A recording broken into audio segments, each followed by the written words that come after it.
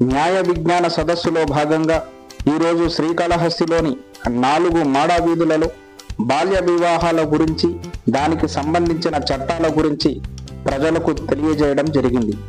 ఈరోజు కార్యక్రమంలో న్యాయవాదులు గుమ్మల రాజేశ్వరరావు, శ్రీరామ్ తదితరులు పాల్గొన్నారు.